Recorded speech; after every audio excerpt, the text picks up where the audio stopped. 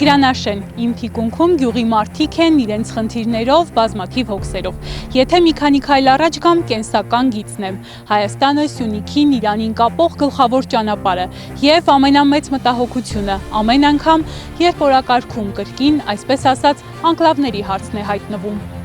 Գյուղում զենքով ընկնել, բայց գյուղը չլքել։ Հարևան գյուղի բժիշկը, որն արդեն 3 տասնամյակ Տիգրանաշենում է ապրում, միայն չնկարահանվելու պայմանով խոսեց մեզ հետ։ Հարցնում ենք, լսել է Տիգրանաշենի հարցը կրկին օրակարգում է։ Ես չեմ կարող հայտարարել, որ մենք անկլավների, էքսկլավների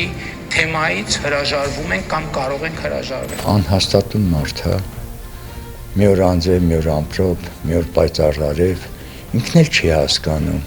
Ում վրա է յուղ լցնում, ում վրա է կարկուտ լցնում, ինչ ասեմ։ Ինքն օրը փոխվի բարին հետ է։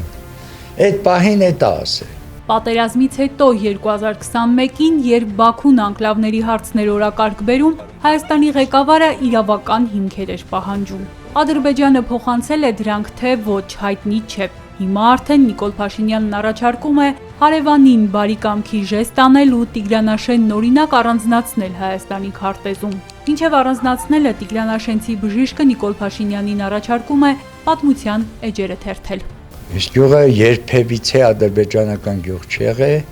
եթե անցնենք պատմության էջերը 1920-ական թվականներից, քարքի տարածք չի եղել, քարքին եղել է մերը, եկել են անասուն են պահել, իրանք բացի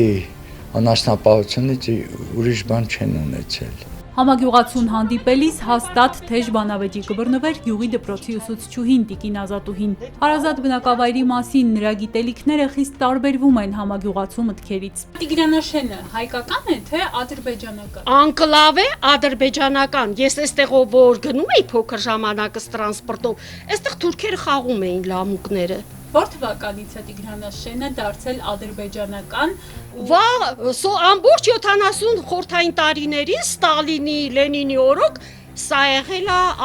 ադրբեջանական անկլավ։ Իսկ դրանից առաջ։ Դրան, գիտեք, Տիգրան Մեծի օրոք ծովից ծով Հայաստան ենք ունեցել։ Վստահ է բանակցություններ կլինեն։ Եթե Ադրբեջանը տա Արցվաշենը, Տիգրանաշենն էլ թող իրենցը լինի։ Իսկ միջպետական ճանապարհի ճակատագիրը չի մտահոգում։ Այդ ինչ մի դժվար բան է,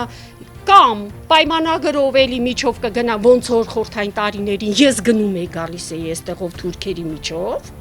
ես գնում էի գալիս էի կամ կմնա այդպես, որովհետև մենք խաղաղության պայմանագիր էլ ունենք։ Գյուղի դպրոցը սեպտեմբերից կբացվի, թե ոչ անորոշ է։ Ուսուցչուհին ասում է աշակերտները քիչ են, բայց դպրոցը կաշխատի։ Նույնքան վստահ չէ 4 երեխաների մայր Հրիփսիմեն։ Ինքը նույնպես դպրոցում է աշխատում։ Շշուկներ է լսել սեպտեմբերից չի բացվելու։ Այստեղ դպրոց գնալ նախընտրողները քիչ են, ուսուցիչներ էլ չկան։ Իր երեխաներից 2-ը Պարույր Սևակի դպրոց են գնում։ Մեկտեղ հասնում են, մեկ չէ։ Փոխադրամիջոց չկա։ Ճանապարհը դուրս են գալիս երթևեք էլի։